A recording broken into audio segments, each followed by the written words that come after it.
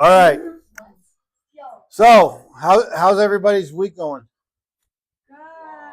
Long? It's been long? Good? It's fine? It's good? Yes? Stop, drop, and roll. This preaching is about to be fire. I made that up on the spot. That's actually not bad. You got to give the credit. You got to give credit where credit's due. That's not bad. He said, "Stop, drop, and roll. The sermon's going to be on fire." All right. So for me, I've been preparing, mentally preparing for an interview I had 2 hours ago for a promotion at my work. Okay, so mentally I was like, okay, I got this. I'm gonna put everything together. I already know the job. I already know what I'm gonna do. So what I'm doing, I'm doing all the physical labor at my work, right? So they release all the work, they give it to me, I go out and do it, I load the trucks, and I drive a forklift. So the job that I applied for is basically now I'm going to be releasing all the work and giving it to people for them to do. So I'm not gonna be doing physical labor anymore, hurt myself, hurt my shoulder, whatever you want, okay? So it's a good job, but thinking going into it, I'm like, okay, I got this. And then on yesterday, my supervisor talked to me. He's like, "Oh, did you go through like interview scenarios?" And I'm like, "What the heck is an interview scenario? Do you guys know what an interview scenario is?" Wow, bro, that was deep. Really? Did you pull that out of your left pocket or what? Okay. So like they'll put you in they will put you in with a scenario that you are going to have to physically deal with or mentally deal with within your job. Okay, so if you're doing this, what are you going to do if this happens to you? And it gets you thinking, right? It gets you thinking like, okay, if this is going to happen, how am I going to handle it? And it might be in the same with your guys' case. If you're at school and there is a fight, what's going to happen? Are you going to help, or are you going to pull out your phone and you're going to record? You got to step up and be in the middle. Aren't they like, no, really? Well, but when you go into no matter what the situation is, you always want to kind of put your mind forward, right? Thinking about what you're going to do, what kind of response you're going to have when things go on. So it got me thinking. I'm like, man, maybe I'm not so prepared for this interview. Maybe I got to do some research. I got to go on Google and I got to put in production planner, right? Like scenarios, like what happens if this happens, and it got me all thinking in my mind about us, right? Most of us, and I've seen it all around, not just with youth, but with adults too, where a lot of us just want to be the basics, right? We just want to do enough to scrape by. Well, I'm just going to get C's. I'm just going to do what I can to get by so I can get out and get done with, right? So that comes to our attitude where we don't want to challenge. We don't want to push ourselves. But for me, in this interview, guess what? I can't just be the regular guy. If you have 10 people going for the same position and I act like, hey, I'm just going to go and do my thing and I'm going to just get by and not know the job, say the job, how I'm going to respond, guess what? Do you think I'm going to get the job? No, right? No. But so many of us are living our lives right now that same exact way. We're living our lives where we're like, I'm just going to do enough to get by. How many of you guys have been to a concert? Nobody? You've never been to a concert? Well, okay, but if you guys have a favorite artist, a band besides K-pop, but Stray Kids, all that garbage, okay, if you have that, isn't it really cool just to be in the nosebleeds, right? You're in the back, but you're still there. You're still a part of it, right? But how cool is it if you're in the spit zone, right? We're like, they're all up in your face, right? But people go crazy over that, right? Well, not you and not me. I'm not going to be over there. Like one time I went to San Diego in a youth convention. I took the entire youth group down to a youth convention for Skillet. And I was in the front row of Skillet, but unfortunately we sat right where the sub is. So we were getting blasted by the sub, but we were really, really close to the singers, the musicians, and it was a wonderful time. It was really good, huh? When are we going? That was a different church.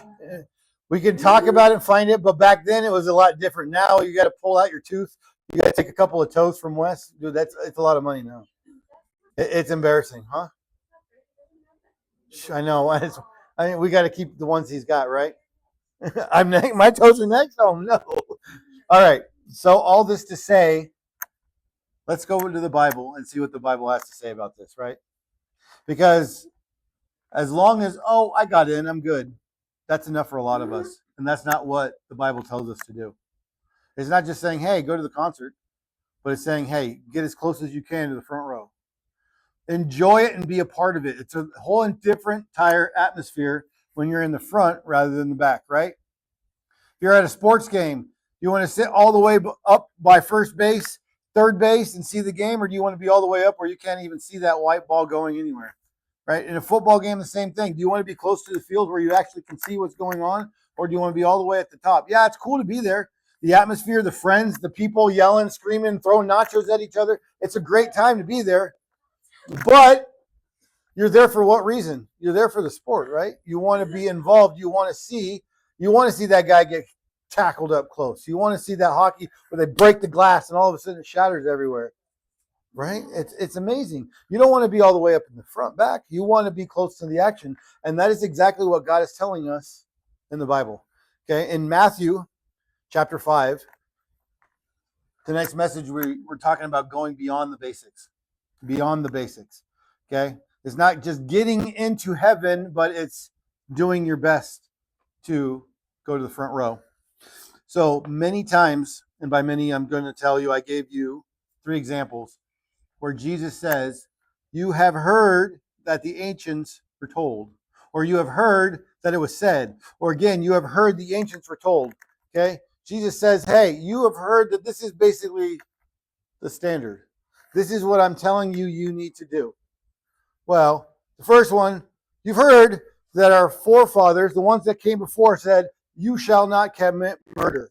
And whoever commits murder shall be liable to punishment, right? We all know that. We carry that out in today's laws. Matthew 5:27 says, you have heard that it was said, you shall not commit adultery. You should not be unfaithful. You shall be faithful. Matthew 5:33 says, once again, the forefathers say and told you, you shall not make false vows. You shall not lie, but shall fulfill everything. Be a person of your word. Let your yes be yes and your no, no. And you're probably thinking, okay, what's this mean? See, Jesus is setting the standard. He's saying, hey, this is what you've heard. This is what you have heard that we have to accomplish and what we have to do. But guess what? Jesus goes on to say, but I say to you.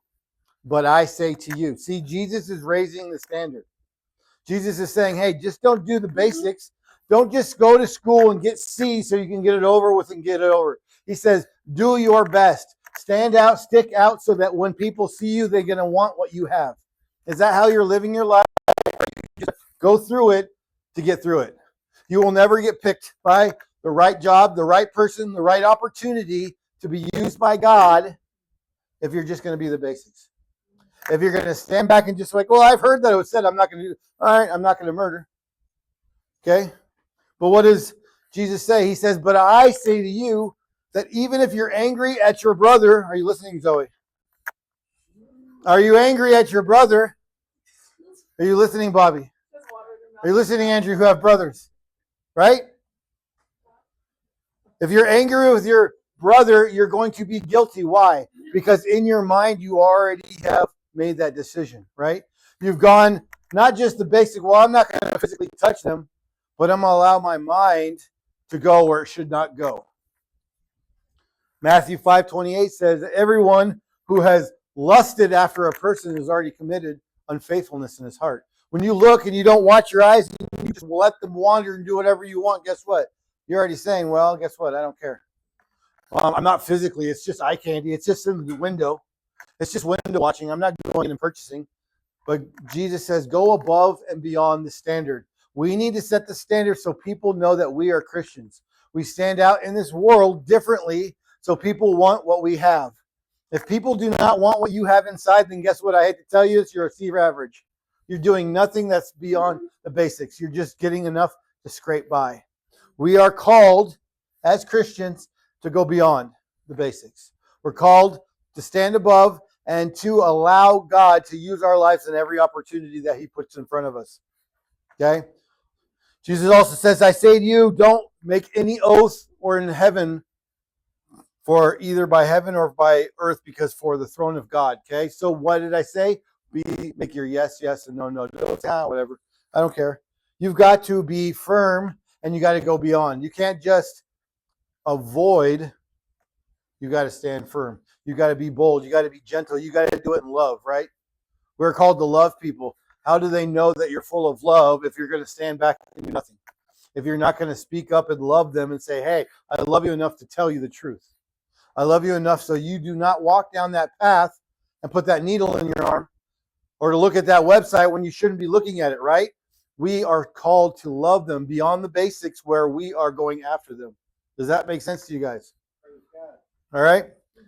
So, Jesus also says, how many of you guys have bullies at school? Or somebody you don't get along with? Do both of you guys? I got it. I got it. Your sister and your brother? Jeez Louise. Well, we're going to have a little prayer fest over here afterwards to pray for these two because they got things unfigured out over here. But you guys got people we don't get along with, right? I'm going to be real. I have a coworker now. I have not, no matter what I do, what I say, how many I apologize, I humble myself, me and him will not get along. And it's not, and I do struggle. I will be 100% real. I'm not going to sugarcoat it. I struggle. I do struggle. And there's days, every day I wake up, I say, God, give me love for this coworker. Okay, now if I get this promotion, I might not have to see that coworker ever again because he's going to be at a different site. But guess what? There's going to still be another one over there waiting for me. And it's me learning how to do what? Go beyond the basics. It's not just ignoring them. But what does Jesus say when we have an enemy? We're supposed to love. We're supposed to love and pray for those who persecute you. Okay? It's easy for us to love those who love us back. See, it's easy for me to love you guys because you all love me, I hope. If not, it's all good. Whatever. It's all good. But what? What about that person that is trying to get you fired? That person that is always going after you? That person that is always criticizing you and cutting you down? Do you love them? Do you pray for them? Do you go after them? That's what the Bible tells us we have to do. It's not just, oh, well, I don't like them, so I'm going to avoid them. Okay?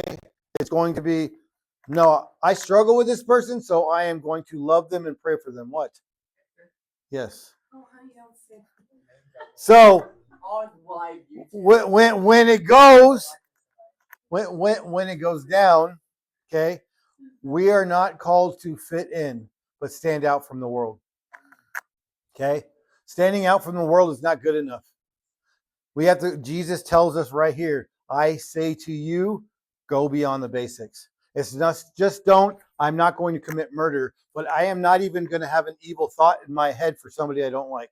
I'm going to surrender it to the cross. I'm going to say, God, I'm struggling. I'm having a hard time. Can we be perfect? No, let's be real. I can pray all I want and say, God, give me love for this person. Guess what? I'm going to still struggle with it. But it's every day I'm picking up that cross and saying, God, I have to do it again today. I have to do it again today. I have to go beyond the basics today, and I have to live under your grace. I have to say, but I say to you, I am going to live my life for the front row. Not just so I can get in, but so I can go beyond getting in. Does this make sense to you guys? It comes in every form of our life. It is not just getting that C average and going by, right? It's going all the way to the front row. Maybe it will take us a while to get to the front row. Maybe we'll have to push through some crowd. We'll get to the balcony, and then we're going to find the stairs to go down to the lower section, and then the lower section, and that's fine. But are we pursuing to get closer and closer to Jesus, or are we just okay with sitting in the back row? Because the back row is just the basics. We can't be ones to change the world if we're comfortable in the back row. We have to get to the front. Okay? It's a whole entire different experience. All those people that say, God doesn't do this, God doesn't do this anymore, He doesn't do this, guess what? They're sitting in the back row because they're not so focused on their relationship and getting close to what is actually going on in the show. They just want to be a part of it. Well, I want to be saved. I don't want to go to hell, so just at least get me in the concert. Instead of, hey, I don't want to get in the concert, but I want to get even further than that. I want a relationship with the person on stage. Is that us tonight, or are you just doing that basics? Well, right now I'm living my life for the basics. I'm okay with just not murdering. I'm okay with just not being faithful. I'm not going to lie. I'm not going to steal. I'm going to follow all these 10 commandments. When Jesus is saying, hey, those are the basics. Yeah, those are basics. We need to follow them, but go beyond the basics. Don't lie, but pray for them, right? Don't even allow those thoughts to come into your mind. Don't get angry with your brother. Don't get angry with somebody that's upsetting you. Pray for them. Love them. Be the change. Be different. And when you're going through a hardship and a hard time, people will look at you and say, "What? Why are you so? Why is there so much joy? Why is there so much love pouring out of your life right now when you're going through this hard time?" And you can tell them, "Well, I'm going beyond the basics. I'm learning to love, and I'm learning to be covered in the joy of the Lord because it is my strength. It is what's carrying me through." Is that us, or are you guys just okay with being in the back row? Because I can guarantee you, if I'm going to go to my concert of my favorite player or go to the Stanley Cup and watch my team hoist that cup, I don't want to be in the back row. I'd rather be in the front row. I'd rather be as close as I can to where the action is. And I'm telling you, that relationship with Christ, that relationship with God, we want to be as close as we can to it. Amen? Amen. All right, let me close in prayer, and then if you want, we can flip the script again. No. All right. So Lord, I just come to you tonight. I just thank you for all that you're doing, right, Lord? And I pray that this message would hit us all, Lord, that we would learn that it's not just about having the standard, following the standard, but what it's about going beyond the standard. And that's what grace is all about. It's going the extra mile. It's about when someone says, take my coat, and you give them your coat as well, or your jacket, and you give them more than that. Go a mile, go 2 miles. That's exactly what your word tells us. So Lord, I ask that you would help us live our lives to go that extra mile, to be the influence around the people that they look at us and they want what we have, and that what we have is you. So Lord, I pray that every individual here tonight lives their life as close as they can to the front row, and they worship you with their whole entire life. And I pray this in your holy and precious name. Amen.